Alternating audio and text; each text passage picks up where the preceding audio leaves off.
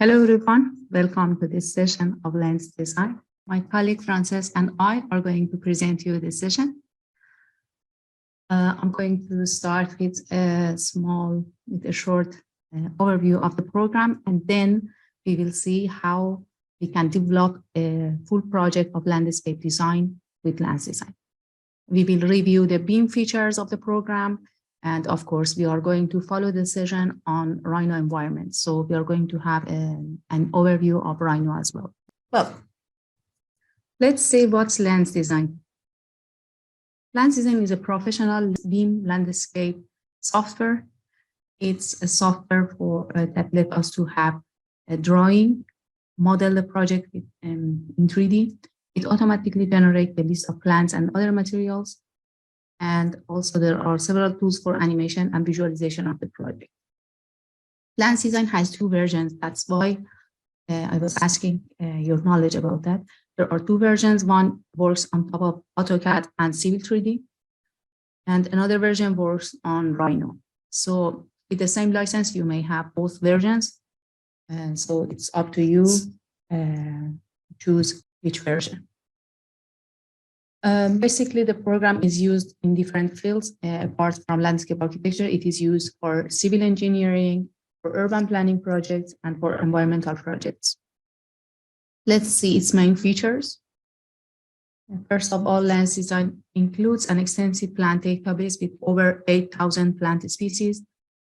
The plant species have different characteristics that you can see here. So you can filter the plant database based on different parameters like the soil type, the climate, the flower color, or any of these filters. Any plant species that you see here, it has different display modes, as you see, the conceptual, detailed, or different blocks. So it depends on in which representation mode you are working. You will see different type of plant species block. This is the conceptual one. By one click, you get another one, which is detailed, and the realistic one as well. In realistic form, you can shift between different seasons, and there are many plant species that represent different form in different seasons. Well, you can shift between 2D and 3D just by one click, as you see here. So the same project that you can work on it in 2D environment, when you shift to 3D, you see that the 3D of the objects are already existing in the same file. For inserting vegetation, there are multiple ways. You can insert them individually, of course.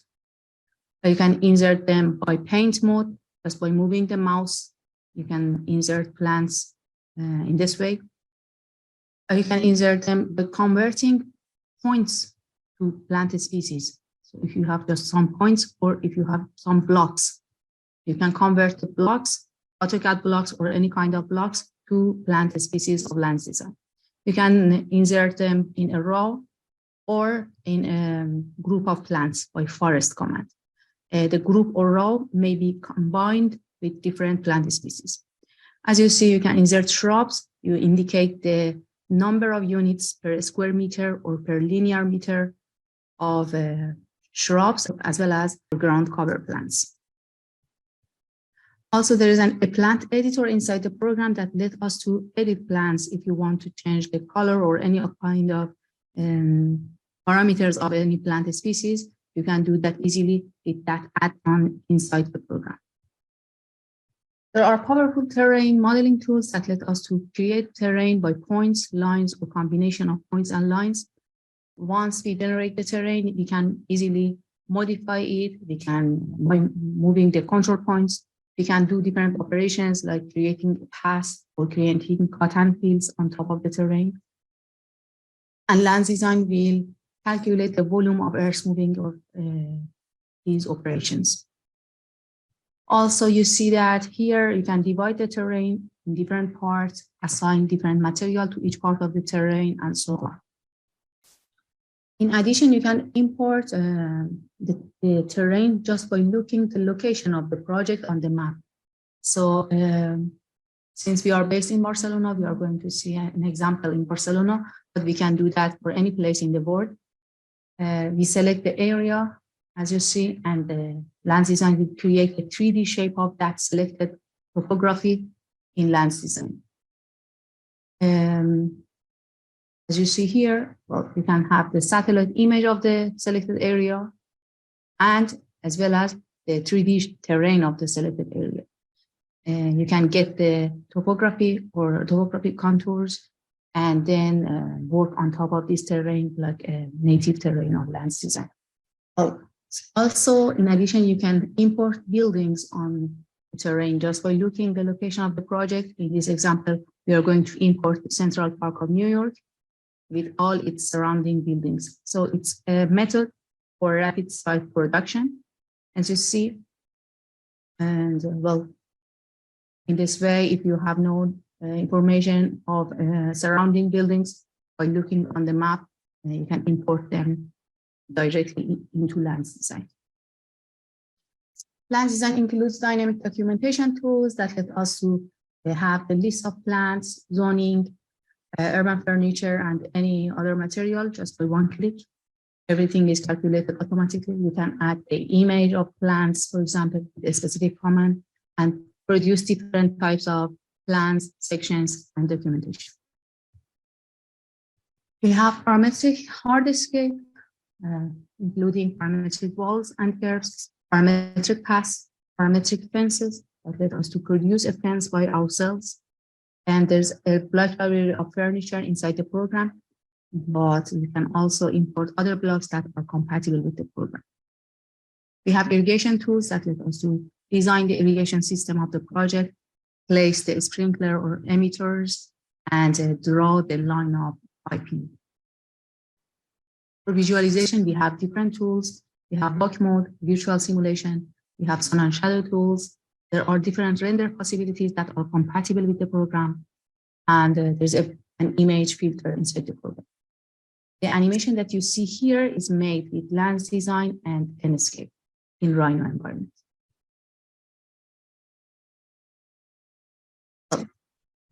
There are some specific features of Rhino version that are not working in AutoCAD. As you may know, Rhino is compatible with more than 50 file formats.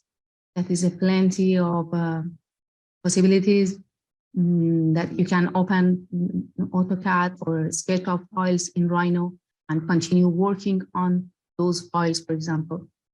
Rhino provides us free-form modeling, like what you see in this image on the left.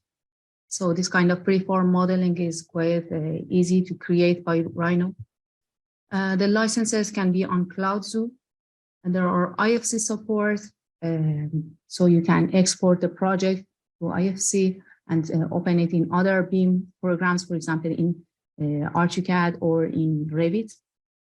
Also, there are parametric design with Grasshopper that is possible in Rhino version of Lands Design.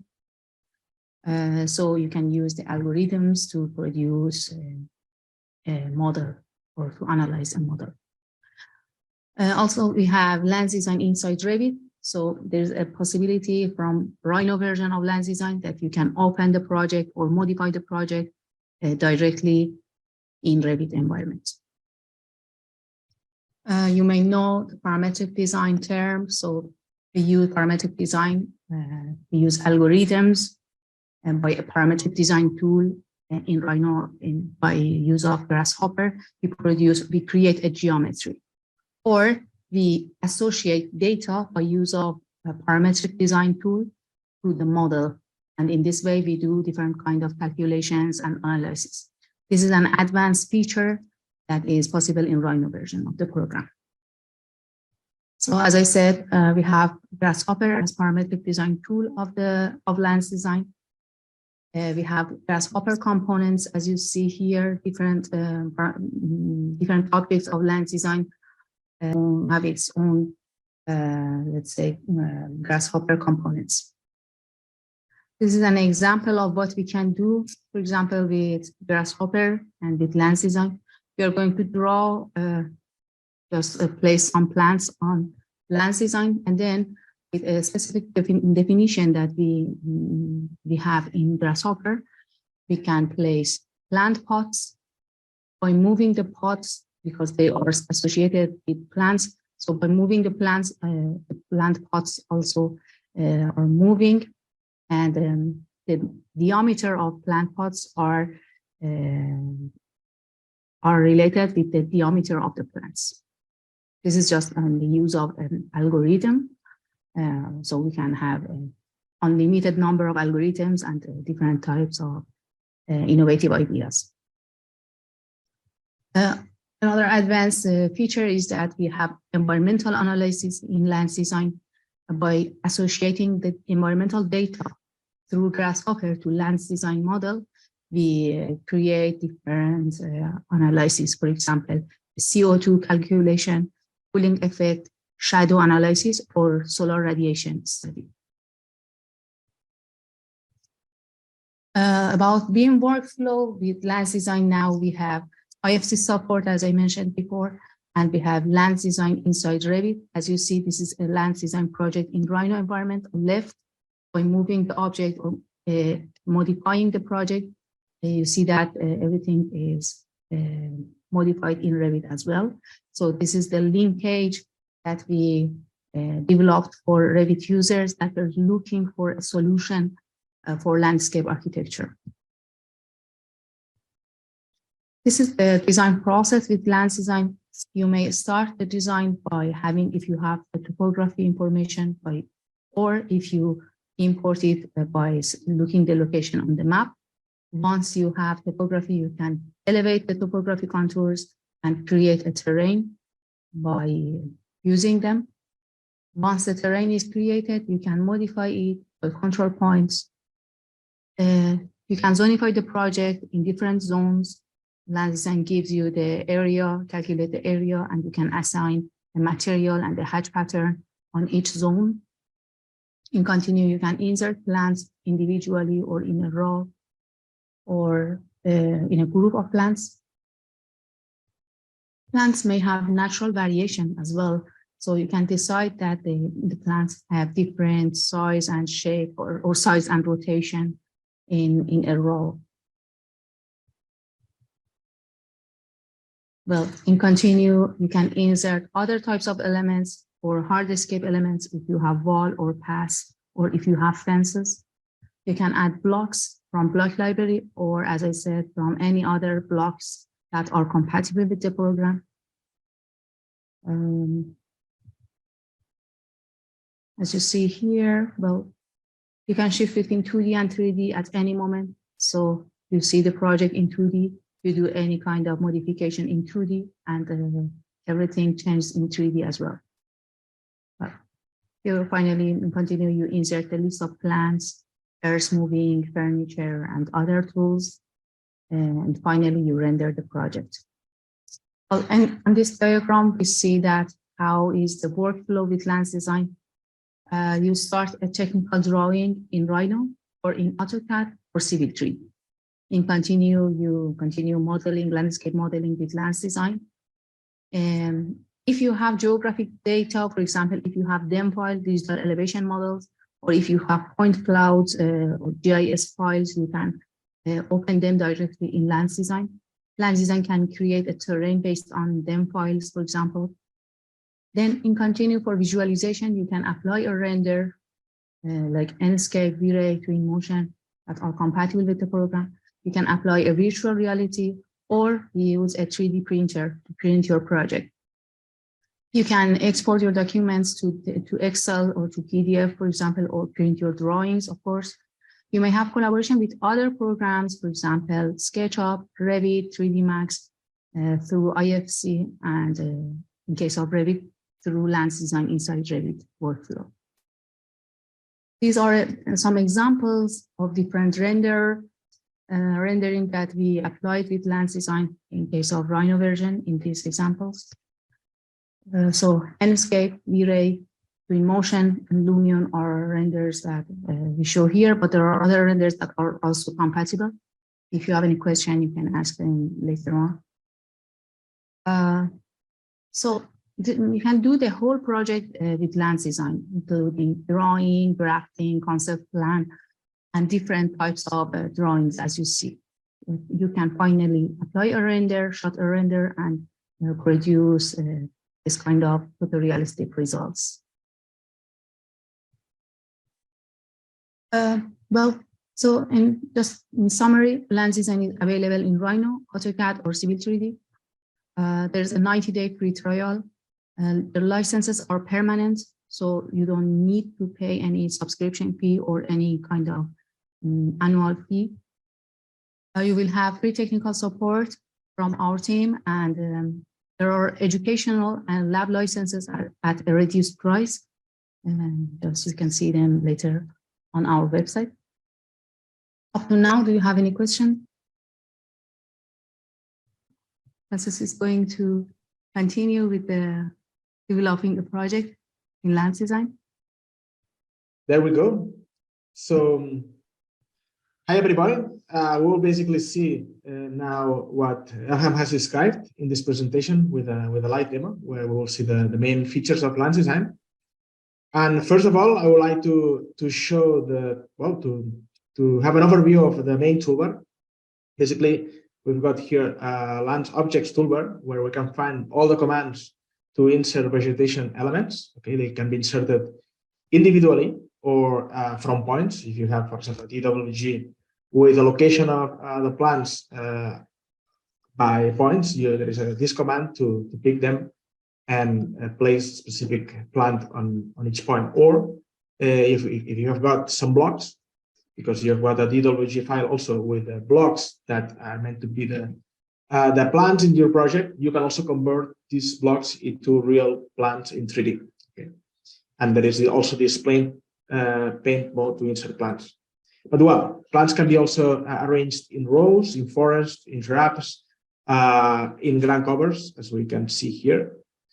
In topiary, basically, there is this command that wraps any piece of geometry with vegetation elements. We've got civil work elements such as walls, fences, stairs, paths, or rows of elements that we can browse from the library. Basically, this will open a file browser where you can insert any 3D model with a file format that is compatible with Rhino. And as you may know, Rhino can handle over 50 different file formats, so it's quite usual to find a block on the web that you can use or you can insert inside Rhino. So that command lets you insert these blocks and also arrange them in rows. Then we've got here some terrain modeling commands. We have seen already how to import terrain from the web with this command, but we can also create terrains from points and curves, and we will see some of these commands to do operations, for example, to pick the boundary or to add a path to terrain or a custom field. Okay. Then we've got some documentation tools here in this other toolbar. So we've got some irrigation tools to generate some sprinklers that can be arranged in a array as well. Then we've got the listing commands. We can list all the landscape elements that we are inserting here.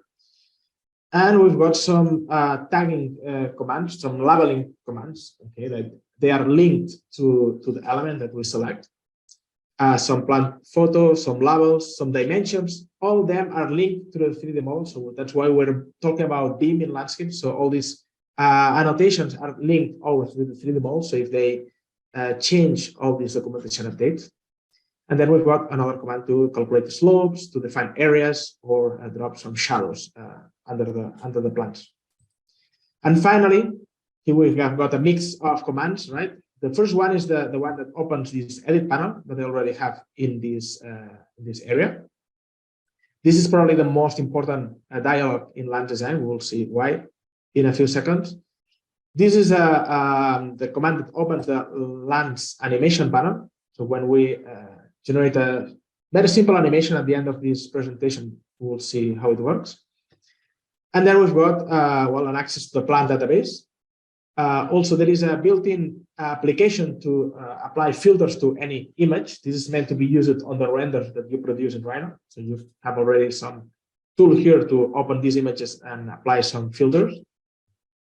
A command to set different viewpoints, okay, for shotting renders, and also use this wall mode to navigate through the project interactively. Okay, maybe we'll see that at the end of the presentation.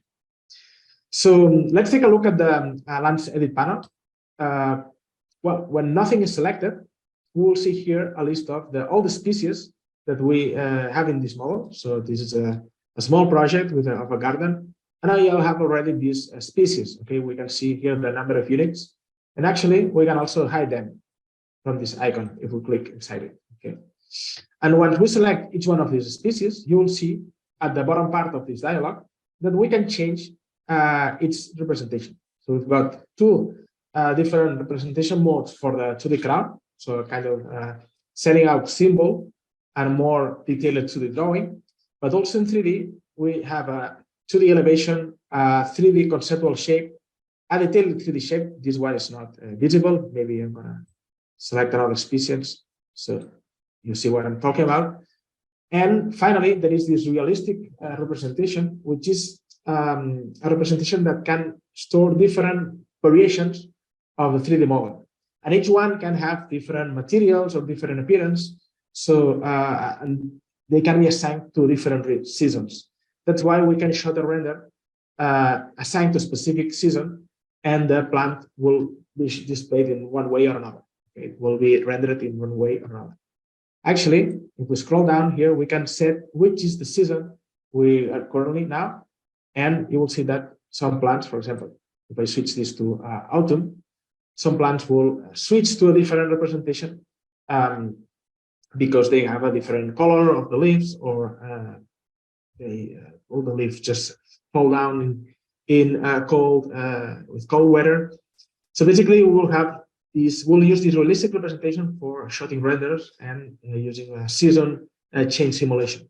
All right.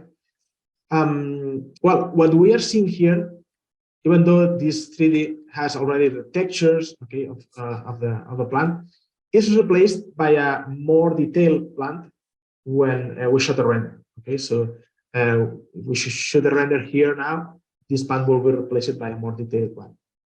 So this is just a simplified version for the sake of good performance when we model with land design.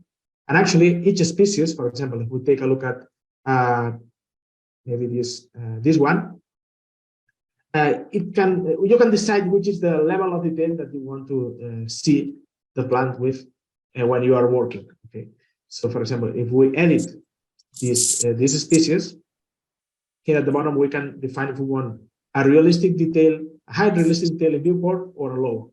Okay, so the plant will be displayed with less or more detail. But in any case, this plant will be this plant species will be rendered with a high level of detail when we show the render. All right. So here from this edit panel, when nothing is selected, we can switch to the elevation, to conceptual, to detailed, and finally to a realistic. Okay. So we can also use a billboard representation. So when we are working on a models with a large number of plants, this is a good option if we still want to see the plants, in rendered mode. So I'm going to start by inserting a zone, first of all, basically because in the design modeling process, we usually define that we want to have the areas of the project, and we want to know the amount of square meters that we're going to assign for each region. And we already have few zones here, like this circulation area or this site park here. And well, I'm going to define in this empty spot a new area that I'm going to call the playground. Okay, so I'm going to work on the top viewport. Also, I forgot to mention that we can always switch from 3D to 2D with these buttons. So all the land elements will be displayed with a 2D representation. So now we can see this 2D ground representation of plants and other objects like areas, or we'll see later on terrains. are displayed with a hatch or contour lines. Okay. So now, if I work from the top viewport, I can run this zonify command, and now I can just either pick a point inside an empty area or select this option, the boundaries, in the command line. So you can already pick a curve that I previously draw, and we can call this playground. And here we can define either the hatch pattern in 2D, but also I can define the material of this area when we show the model in 3D. Okay, there is a library of materials available in Lands Design. For example, we can assign gravel for this playground. But of course, you can use any material that you have in Rhino, because if you're using V-Ray or another renderer plugin, you can also use the materials provided by them. Okay, but Lands Design already has a library of materials that you can use with some quick, settings for editing the reflectivity or transparency or the scale of it. So I click OK. I need to place the label name, and now this playground is generated here, so I can select it and change it from the edit panel. So also the edit panel is used to edit anything that we select in the model. Okay, so we can change the name, we can change the hatch attributes, and so on. Okay, same for the material and so on. Okay, so since we have already a few zones here, we could already list them. So I'm gonna use this zoning list command. Okay, so I can already place a list of zones, and if I select this list, I can check the features of it. So I can decide which fields are displayed. For example, I want to show some sample icon. Okay, and and some other. You can explore here some other features for the zoning and for the listing that are common to all listing commands. All right, let's go on. I'm gonna insert a plant now. So the plants are the basic element in Lands Design, of course. And I'm gonna just insert a simple plant. Okay, so when I run this command, first of all, appears this dialog that shows me the list of plants of species that have been already used in this document. So in an empty file, you would have this list empty, of course, but you just need to click on this browse button, which will launch the plant database, and just need to explore in the plant database for the desired species. So here you can find all these filters, all these plant characteristics, soil type, such as by selecting all these filters. The list will show, the species that match these criteria. All right. There are already a few groups of plant species. So there are all the species that are assigned as favorites. As you can see, there are some with this head marked. So you can have your custom list of favorite list of species, those that you frequently use in your projects, and display them with this drop down. Or you can also, for example, filter the species that are meant to be used for vertical gardens. Okay, there are a few species that have a 3D representation that are suitable for vertical gardens. Or you can show the plants that have a specific 3D file created for that species. That means that not all the plants, because there are over 8,000 species in the plant database, not all these 8,000 have their own realistic file. Some of them use a file of another species that is similar to it according to shape, the plant type. Okay, so in any case, you may want to develop your own realistic file if you're using a species that maybe the realistic file is not really accurate. So you have the option also to develop your own one. Okay, or if there is some missing species, you can also create a new one from this empty sheet. Okay, you can also duplicate a species and start from the copy, and just need to fill this this sheet and, well, select, for example, which are the display modes for the plant in 2D, in 3D, conceptual, also the rendering. Okay, here in this case, we could assign one of the files that we've got for the realistic representation. Okay, for example, this one, and we could also launch the plant editor. Actually, there are two plant editors that have been used to generate the realistic plans in land design, but just one of them, the old one, comes built in the product. Okay, in this case, this file is generated with a new one, so you can, if I click yes, it could launch it and develop a new plant species. But maybe if I select another species that use a different file, maybe this one. If I launch a plant editor now, this is using this file format out of plant X, which has been generated with an old plant editor. Excuse me, I've got this in Spanish, but here you can just play with all the parameters for the scale, for the length of the branch, okay, how arched it is, and well, just play around with all these parameters, assign textures to the trunk, to the leaves, and you can later on assign that definition to one specific season or another. Okay. So the new editor is a little bit more developed than this one. So there are more options to create your own realistic files. I'm gonna say no this time. I'm gonna cancel this. But the idea is that you can develop your own plant species if the one that you are looking for is missing, and you can edit existing ones. You can develop your own realistic representations and just customize the plant species.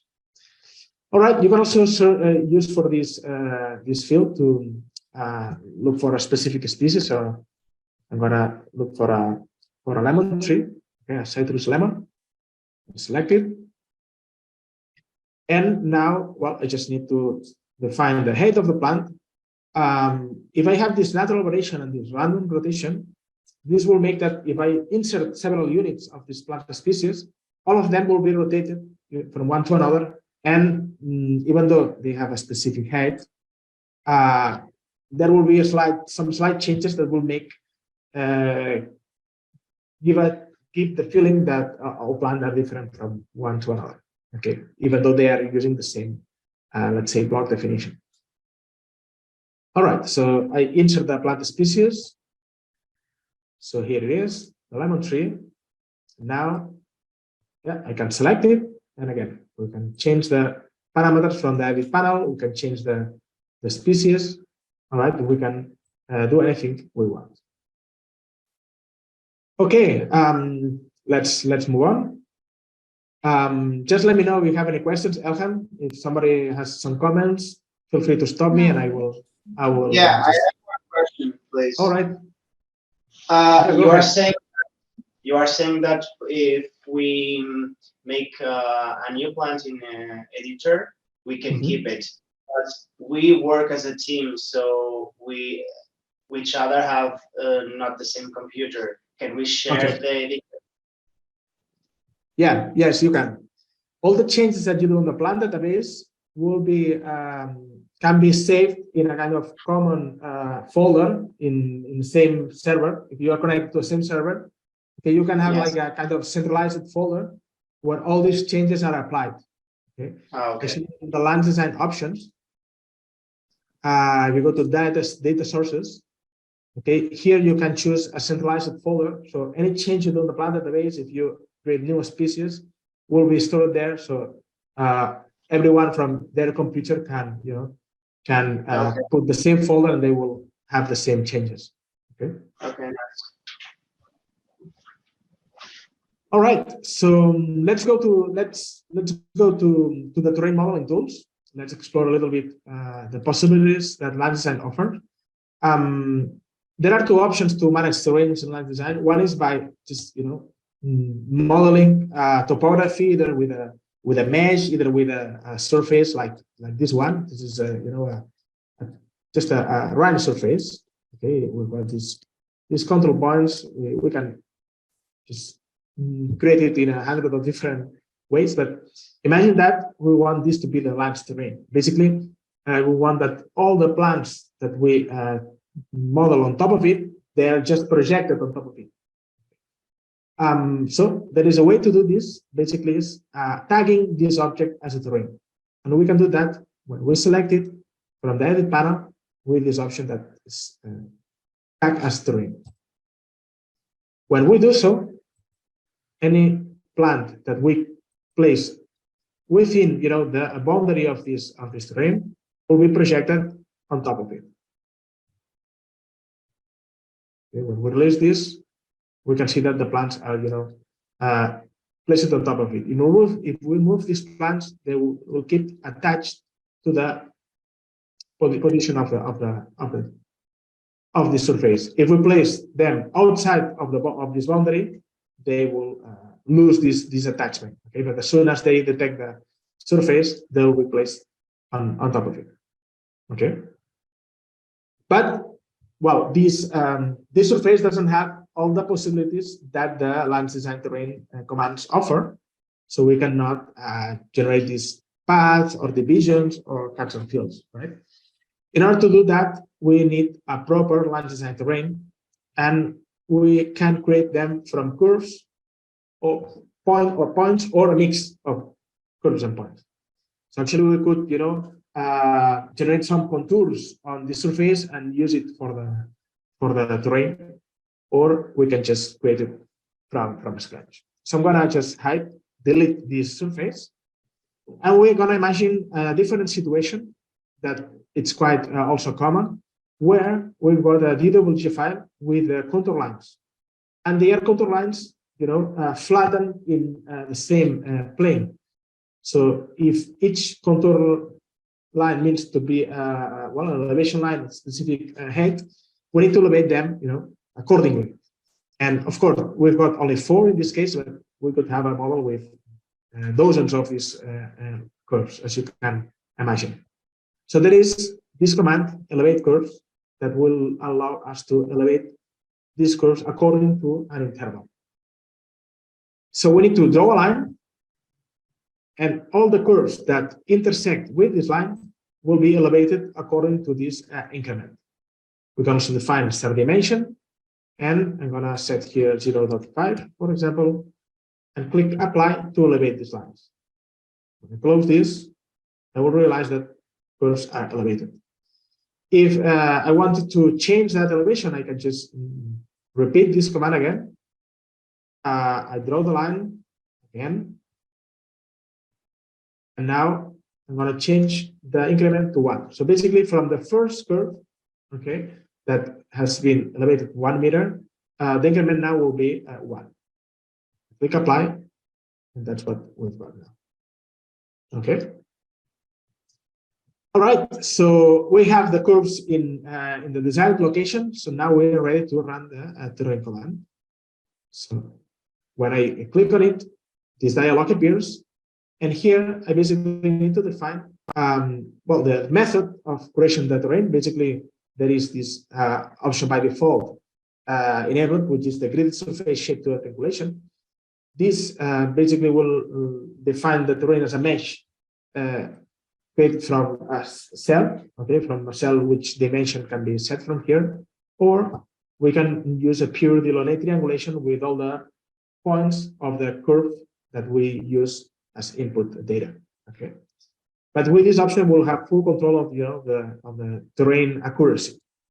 So we're gonna start with a terrain of 1 by 1 cell size. We can also assign a base here as well. And finally, I'm gonna select these 4 curves to generate the terrain. Okay. I'm gonna hide the layer where I had these curves. I don't need them anymore. They are not attached anymore to the terrain.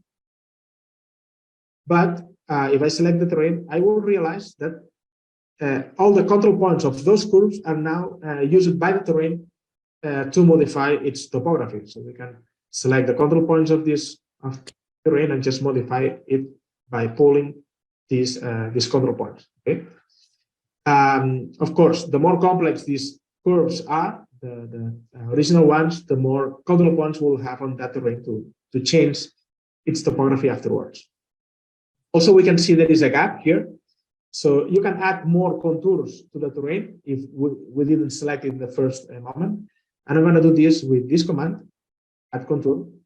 So I select the terrain, and now I need to pick a curve. So I know that I have one curve here, and this will be integrated into the terrain.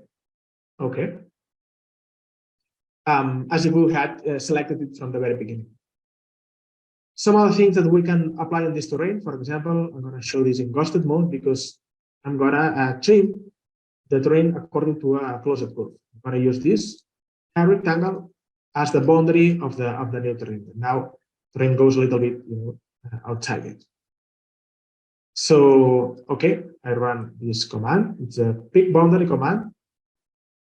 We just need to follow the instructions in the command line. So this is quite user-friendly. I mean, it's quite intuitive to go through any command. So just need to follow the steps. So select the terrain.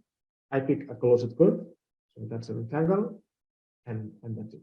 Okay, now the terrain has been trimmed by this polyline. And now we can do some operation on the terrain. For example, we can add a path since we've got this curve here, and the terrain will be modified in order to fit with that curve. So it's important that when you do this kind of operations, you have already that curve in a specific elevation. Okay, so the slope of this path will be determined by the slope of this curve in the 3D model. Okay. I'm going to put this back to rendered, which looks nicer, of course. And here we have this add path command. So I need to pick the terrain, define the path width, let's say 3 meters. The slope along the path, basically how the terrain will be adapted to fit with the path along this curve. And finally select a curve. I have this divide set to yes, so this will let me apply some material to the area of the path later on. Select this curve, and that's it. Okay, I have this division, and now if I select the terrain, I also have the control points of the curve used for the path integrated inside this terrain. I can enable the gamble, for example, if I want to pull it down a little bit more easily. All right. Or we can change the path a little bit, position just by pulling this control point. Now, all the data that we have been using on the terrain is stored on that object. If we select it, I will go to the Lands Edit panel. Here under the input data, we'll see the list of all these 5 curves, okay, that we used for creating the terrain, but also the path. So we can change let's say the width from here. So we can change the angle. So the terrain basically works as a parametric object that stores all the data that we have used to generate it, and that way we can apply changes and edit it very easily. We've got also here the subdivision, and we can generate a zone out of it, or we can select the subdivision from this list and assign a specific material. So here we can use also material from the library. So maybe I can just select a different type of grass on that area. Okay. Well, actually, I didn't show these into this. So actually, terrains are displayed with some contour lines. I can also set the settings of these contour lines from here. Basically, this is by default, they are divided into 10 contours, which doesn't make really sense because we need to have control of the distance between each contour. So I'm gonna select this option, and since this is not very high, I'm gonna just show contours every 20 centimeters. And here there is this interesting option to highlight specific contours every certain number of contours. Okay, so I'm gonna assign specific attributes each certain number of contours. Well, also, this 2D representation can be displayed simultaneously to the 3D representation of objects. For example, in the case of the terrain, using this show 2D and 3D, it could be an interesting option to also see the contours when we're working in 3D, which gives us a better feedback of how the topography is generated. Okay. And well, since we also applied some changes on the terrain in comparison to the first terrain we obtained from these curves, we can generate here a terrain list with this command. Okay, that will show the amount of land that has been added and subtracted from the add path operation. Okay.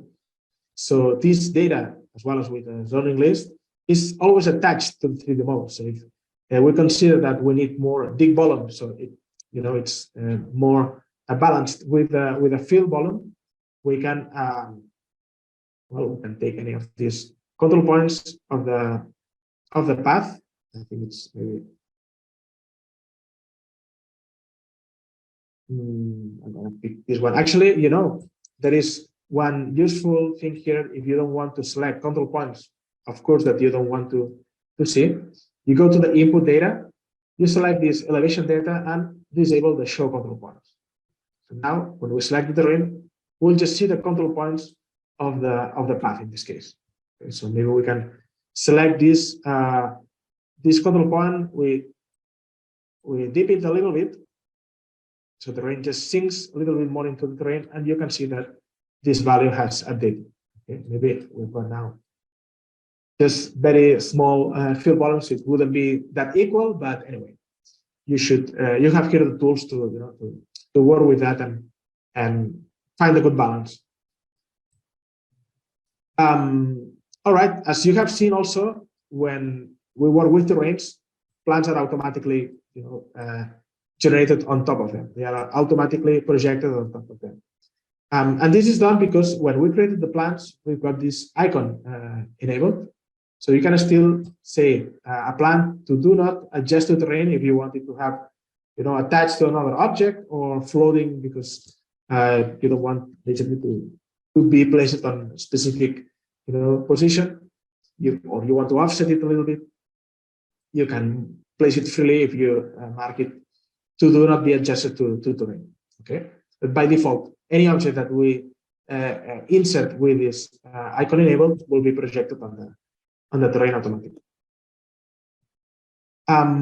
Good. Let's see more features to insert plans. Okay. Is there option to ask 2 questions? Yeah, sure. Go ahead. So the first one is the contour lines right now is a little bit like a jagged zigzag, and maybe I want to have get a result for a more straight line, more accuracy, especially where is the road are located. There's an option to do it. And the second question is about the list, from which how does the cut and fill is calculated, from which surfaces is related to. Okay. So about the first question, unfortunately, there is no right now good way to draw these contour lines as a smooth curves, because the terrain is actually a mesh, and is a mesh that is generated by a cell, a squared cell. That means that when these curves are generated, they are finding the intersection with a mesh, that it's not a smooth object. It's always a jagged object, and that's why they do this, this kind of these zigzags.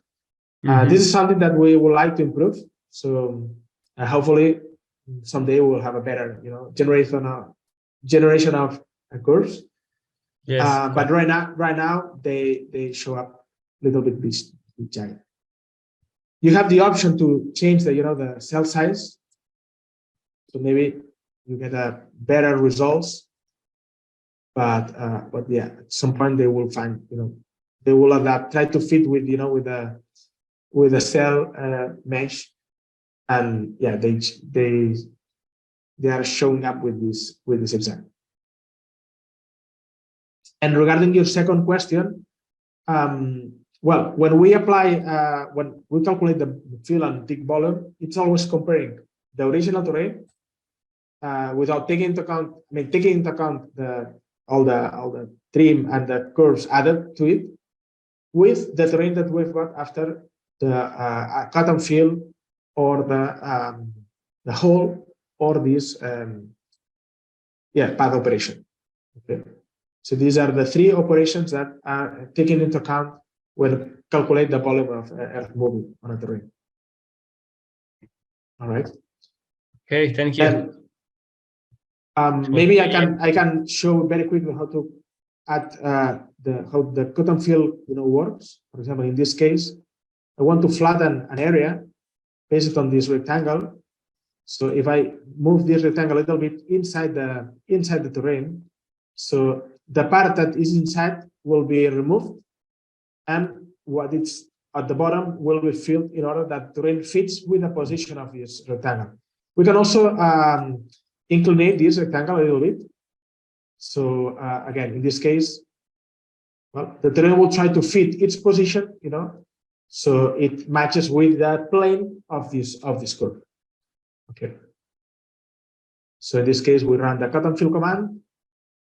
We pick the terrain. Again, we select the slope around that contour and select that curve. Okay, and then the terrain just tries to match with the position of this contour. Okay. All right. Let's move on. I'm gonna insert now a forest. Before moving on, just let's see how cut and fill appears on the terrain list, please. Yeah. Yeah. So this is the cut and fill. You can see that the dig volume is now 0, but again we can select this terrain, and there is, well, here we've got the 4 control points of this terrain.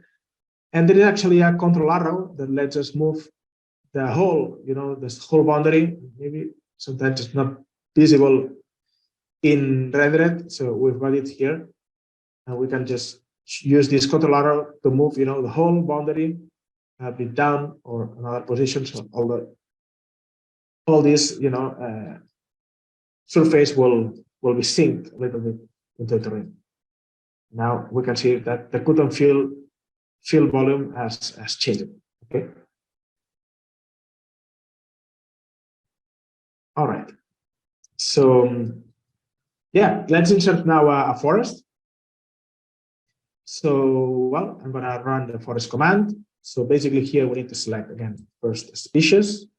For example, this Citrus atlantica. It's fine. And from the forest tab, we set the parameters of the forest. For example, I'm gonna put a number of 30 units.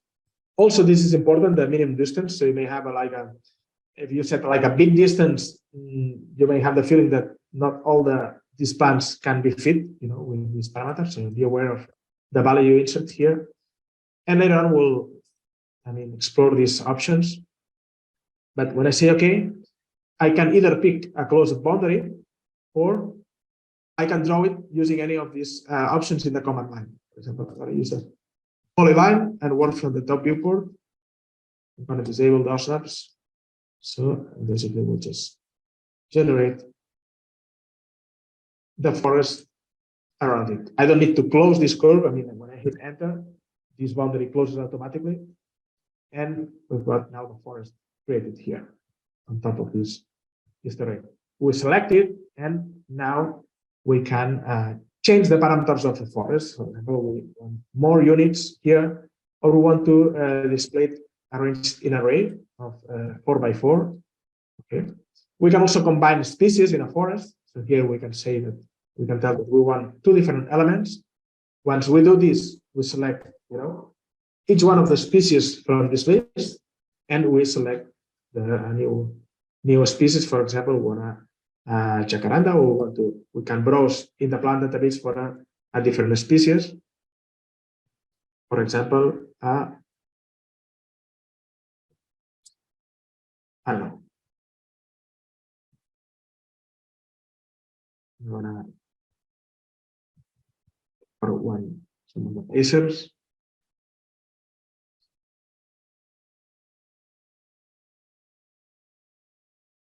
For example, this one, which is quite nice. And well, you can see that it's quite easy to work with these objects. Okay, just select one species or another. You change here the parameters related to that species, and well, if they in the same way we were editing individually the plants. Okay. Well, today I won't have time to go through all these elements. Maybe it's worth it to mention the ground cover command. So this is a well, vegetation element that is using a different realistic plan in a way that it well, it generates a 3D, but not as an individual element, but as a as a 3D element that is spread over an area. So we can draw that area or pick an existing curve. For example, I'm going to pick this curve, to create a ground cover on top of it. Of course, this I can delete this curve. That ground cover is projected on the terrain, and we can also pull this, change the control points to well, to adapt this ground cover on the surface of the terrain. This ground cover can be used also for vertical gardens, as I mentioned before. Even the forest command, we just need to insert them in a vertical plane. For example, I've got this vertical curve here. Okay, this is a vertical curve that I drawn previously. So if I run the ground cover command and select that curve, the plants will be generated, projected on that plane. Okay, I can select this ground cover, change its density, change the scale. Okay, and well, play with all these parameters so it's more dense. All right, and well, we can insert already a plant list. Okay, we have inserted some different species. Actually, I'm gonna move this toolbar up there, so I have more area for the interface. And under the documentation list, I will insert a plant list.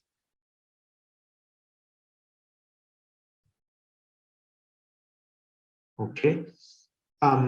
Well, there are many different options for displaying the information of these plants. There are many ways that we have introduced some new features in the upcoming version of Land Design, that's 5.8.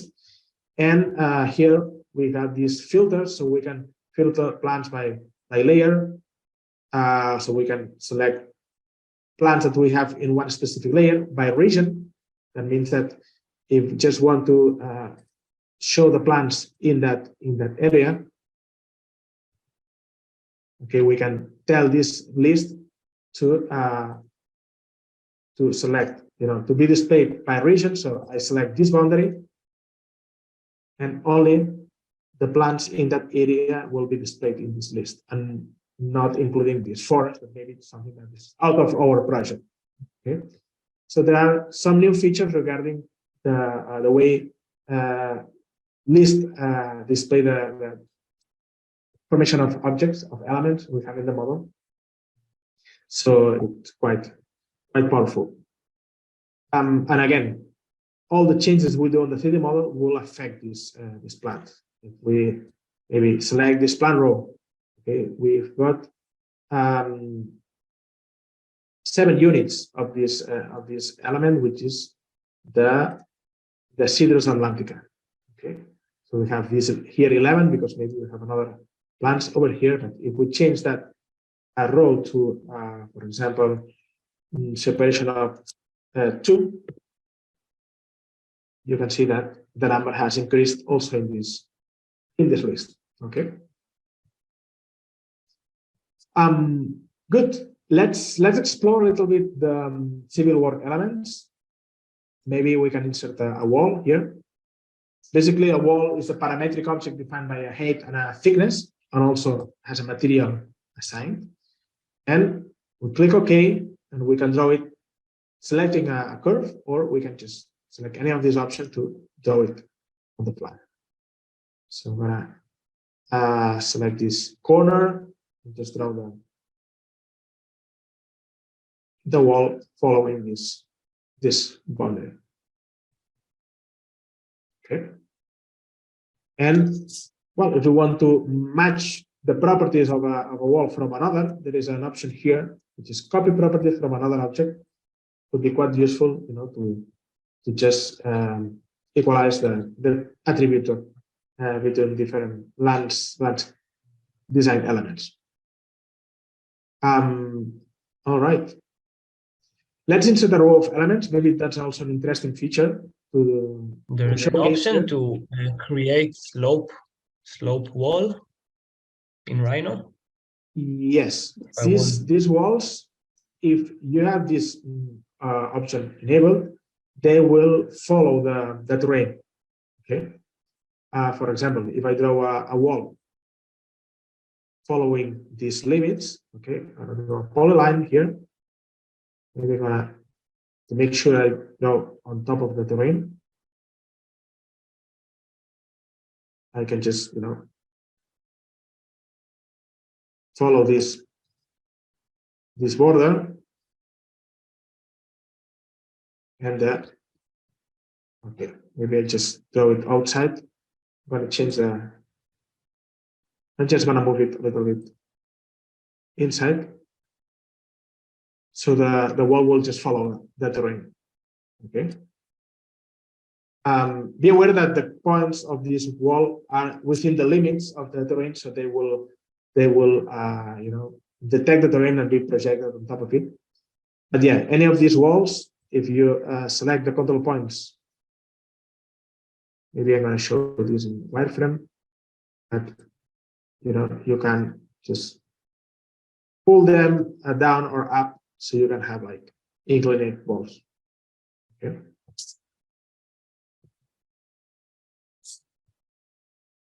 All right. So I was going to show the element row in land design. So when I run this command, here we need to pick an element or a sample for the row. This could be either some piece of geometry we have in the model. We could select it from this icon. We can browse any file from our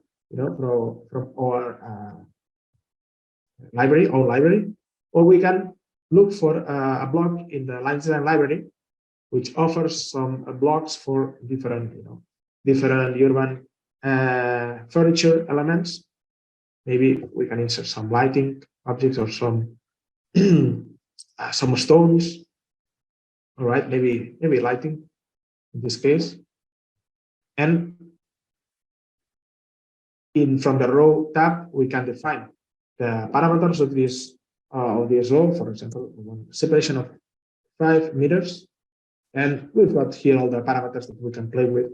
For example, since I'm going to use this curve, I want to draw these lights, a little bit offset from this curve. So I'd say that I want 1.5 meter away from the path. I click OK. I select this curve, and I've got all these, all the row of elements 1.5 meter away from this path curve. Later on, I can select that. I can change the sample if I want. I can change these parameters, maybe change the separation. But there are other possibilities that you can explore here. For example, there are different orientation options. If the one that we've got is not suitable, so there are many possibilities here to play with, so the blocks orient to the desired position. And well, of course, now we can generate a urban furniture list.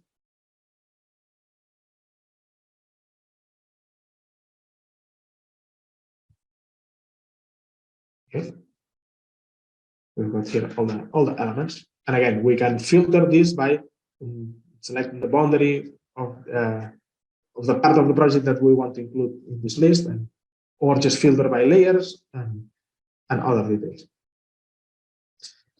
All right, let's move on. Maybe it's worth it to see the applied shadows.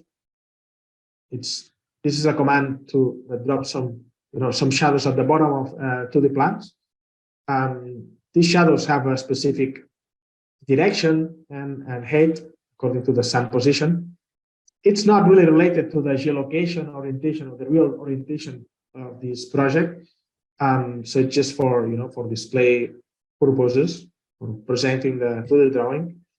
But actually, if we want to do a kind of a sun or shadow simulation, we can also, enable the sun in Rhino. That we've got this interesting command that, based on a date and time and geolocation, we can do some kind of a,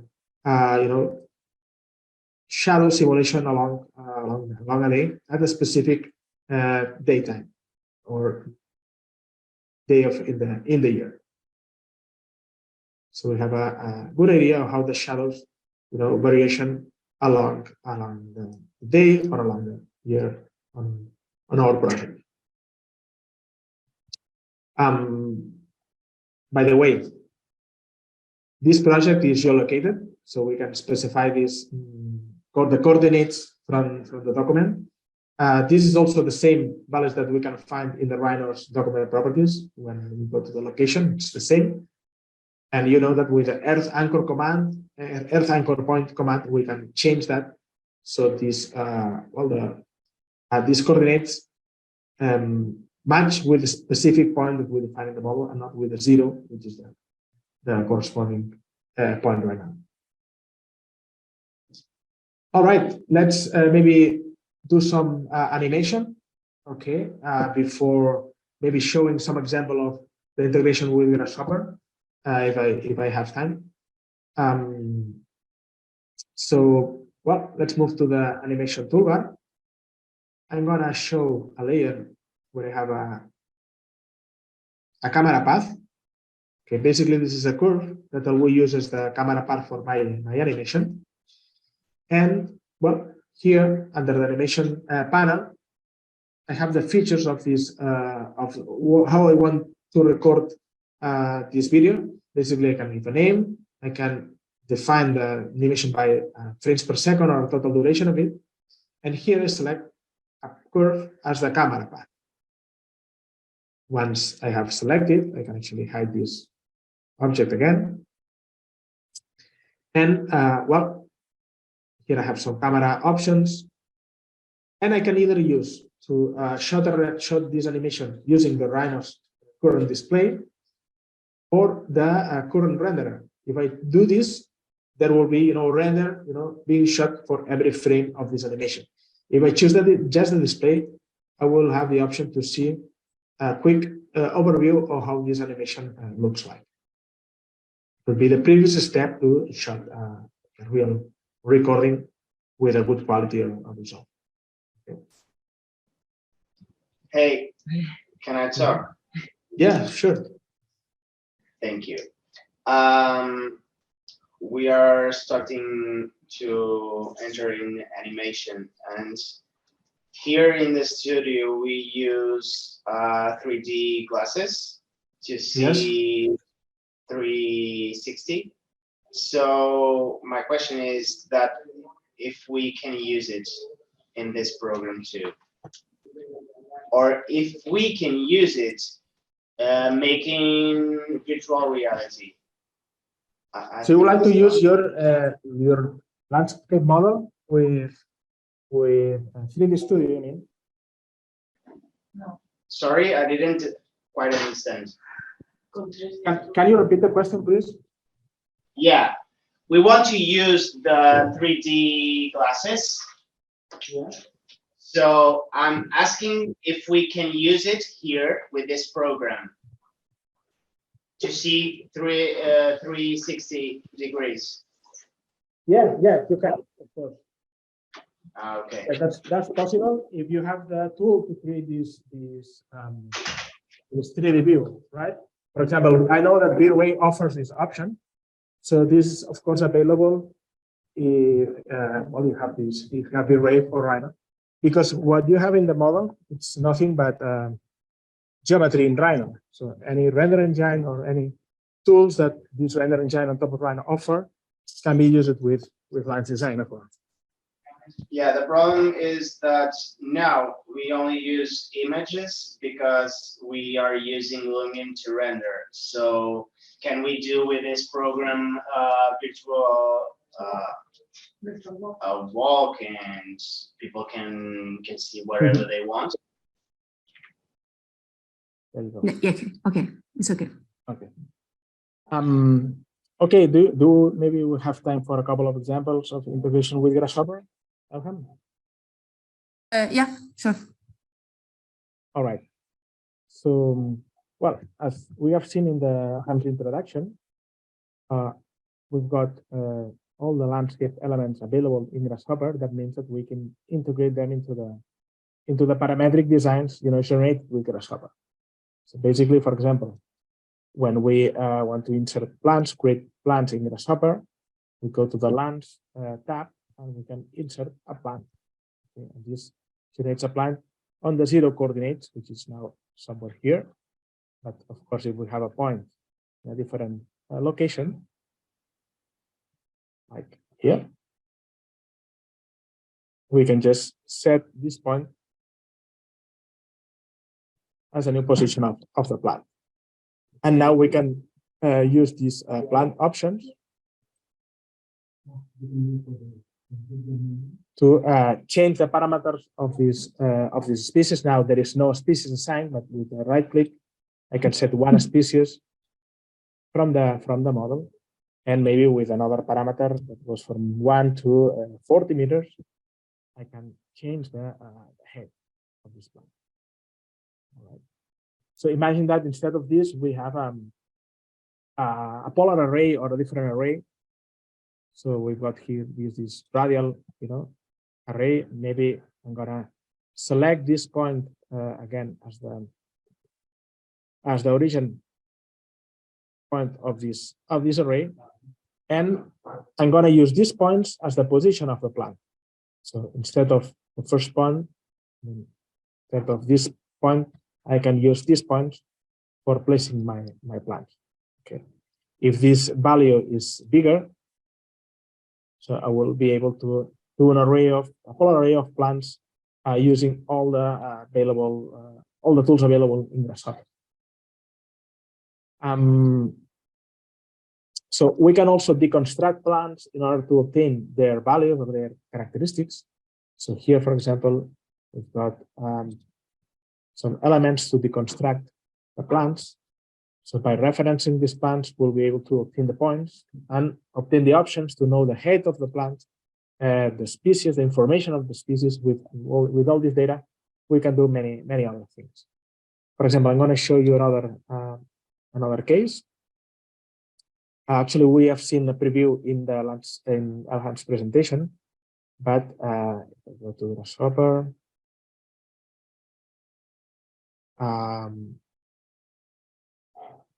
Okay, with this definition, I will generate some pots under the plants. Okay, based on the head of the plants. So imagine that we insert a few plants here. Maybe I'm going to use this paint mode now, and I select another operation and insert these plants over here.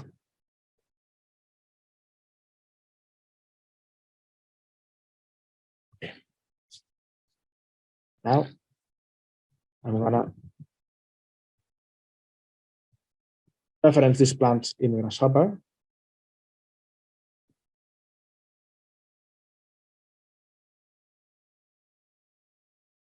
And basically this definition takes deconstruct these plants. So I know the position of these plants.